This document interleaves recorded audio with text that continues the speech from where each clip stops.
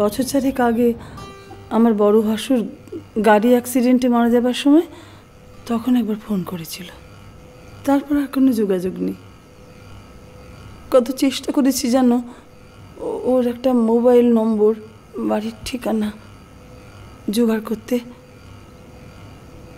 পারিনি বাবা।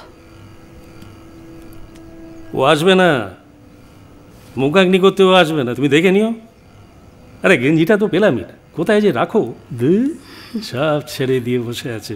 আমরা বুড়ো বুড়ি আর কদিন বলো, ওর বাবার সুগারের এমনিতে কি অবস্থা, মরে পড়ে থাকলেও কেউ দেখার নেই। তুমি মিষ্টিটা খাও বাবা। হ্যাঁ কেন?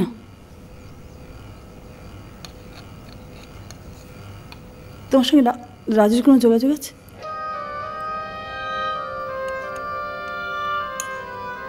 না, কোনো যোগাযোগ নেই।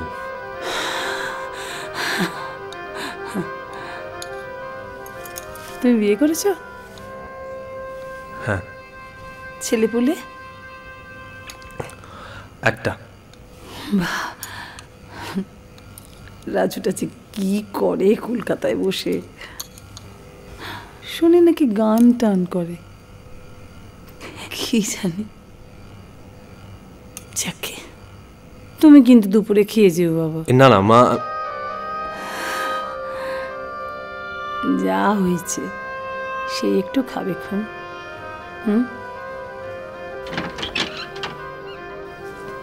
এসো বাবা, ঘরটা বন্ধই থাকে, মাঝে মধ্যে তোর বাবা এসে একটু গোছ গাছ করে দেয়।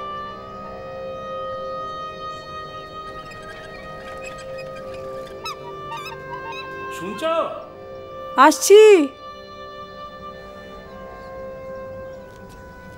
তুমি বসো বাবা, আমি একটু আসছি, তোমার খাওয়ার ব্যবস্থাটা একটু দেখি। তুই এক ফালি আকাশ, আমি ভুল করে ঢোকা।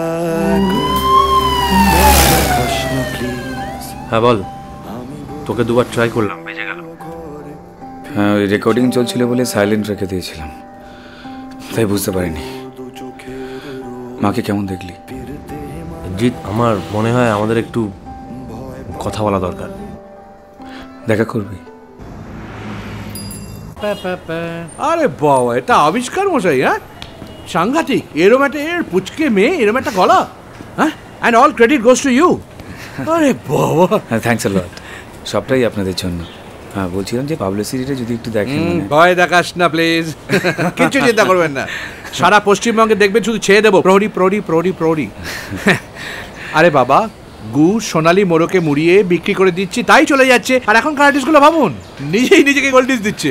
30,000 সিডি নিজে কিনে ঘরে তুলে রেখেছে। কি বলবেন বলুন তো? আরও তো রিয়েল ট্যালেন্ট, ও ঠিক বেঁচে দেবো। আমার বন্ধু জিৎ। ও আচ্ছা আচ্ছা আচ্ছা, হ্যালো। ও, আপনি গান করেন নাকি? হ্যাঁ হ্যাঁ হ্যাঁ, হ্যালো হ্যালো হ্যালো স্যার। হ্যাঁ, আরে আমি এসে গেছি। এই জাস্ট রুবি ক্রস করছিলাম। এই 5 মিনিটে ঢুকে যাবো। ওকে ওকে ওকে ওকে ওকে ওকে স্যার, ওকে। হ্যাঁ, সরি, আমার না একটা পেমেন্টের ব্যাপার আছে, একটু বেরোতে হবে। একদিন বসে খুব জমি গল্প করা যাবে। হ্যাঁ, ডব্লু, এই গাড়িটা পাকো।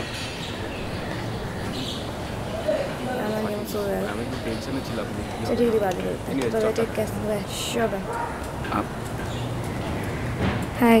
হাই, তোমার গান তো খুব ভালো হয়েছে, সবাই তো হ্যাপি, সবাই দেখছি। Thank you. Congrats. Thank you so much.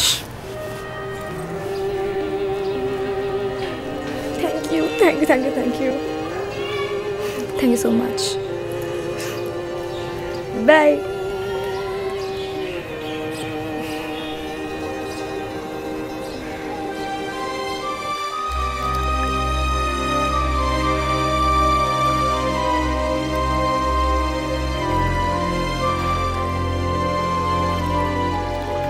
আমার দ্বারা হতো না। এই যে তুই প্রহরী অ্যালবামটা কিভাবে সবকিছু অর্গানাইজ করে ফেললি, রেকর্ডিংও হয়ে গেল, আমি পারতাম না।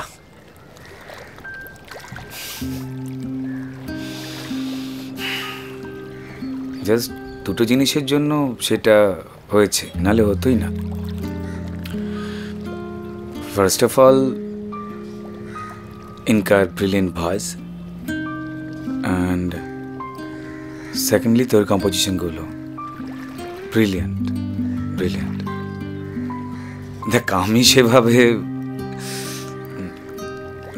আমি নন মিউজিক্যাল লোক, খুব একটা বুঝি না, বাট আমার কি মনে হয় বলতো, মানে মিষ্টি, মানে প্রেমের গানটা না তুই অনেক ভালো লিখিস। রক ফক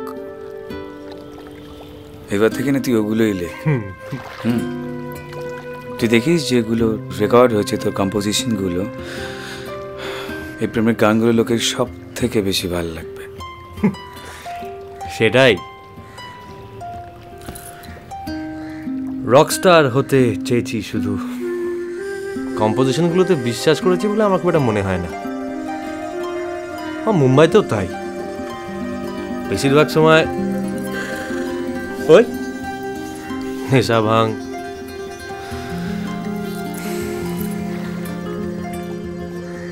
আলফাল কাজ করেছি। ভালো কাজও করেছিস, যতটা পেরেছিস। আমাদের বিজনেসটাকে সামলেছিস নিজের মতো করে। আর একটা জিনিস যেটা নেক্সট টু ইম্পসিবল ছিল, পসিবল করেছিস। আমার বাড়ির ক্লাসরুম মার্কা এনভায়রনমেন্টটাকে নর্মাল করেছিস, নিয়ম ভেঙে দিয়েছিস।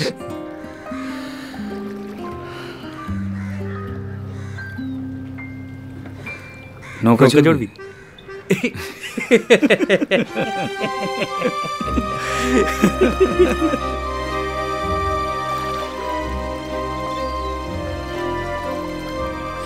আমি আর কখনো আমার মা বাবার কাছে ফিরে যেতে পারবো না।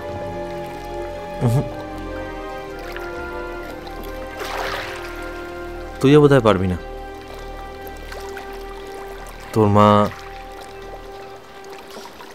তনু, তোজো, এই তোর ছেলেটা মায়ের কিন্তু হেভি সুইট।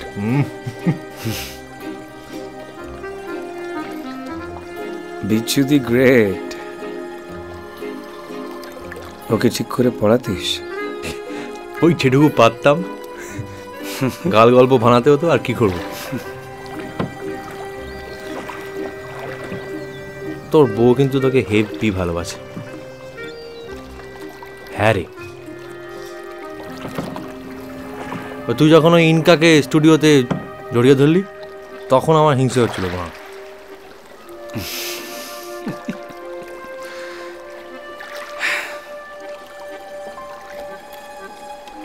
অভিশাপ না আশীর্বাদ কে জানে।